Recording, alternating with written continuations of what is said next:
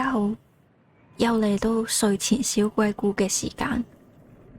今日要同大家分享嘅故仔叫做二手商品。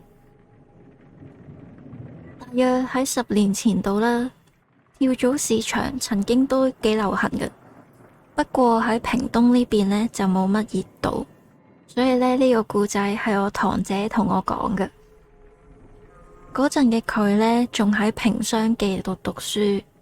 呢間學校唔算出名，係一個講咗出去仲會俾人誤認為係啲高職學歷嘅學校。堂姐嗰陣呢，成日去高雄、台南嗰邊嘅跳蚤市場，佢都成日買嘢㗎。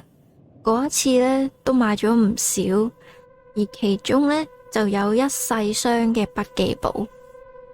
有一本呢，吸引咗堂姐嘅注意，係本紅色嘅筆記簿嚟，但係佢啲頁數呢，比其他嘅少咗好多，因為係撈埋一大堆入面一齊賣啦，所以佢都冇特別注意到，咁就諗住用住呢本先啦。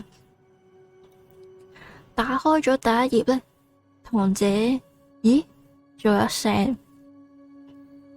嗰本簿上面呢，全部都係啲黑痕，寫字嘅時候張紙太薄或者你啲力度太大呢，都會印咗落下一頁。啲電影咪成日都有呢啲情節嘅。咁堂姐呢，就覺得幾得意喎，咁佢就諗住拎支鉛筆，慢慢咁油翻啲碳粉上去，喺啲冇黑痕嘅地方，就好似陰黑嘅手法咁。畫下畫下呢，堂姐開始飆冷汗。老實講啦，我都好想唔記得嗰啲內容，都係怪我好奇心太重啦。反正你對呢啲嘢有興趣，咁我就講俾你聽啦。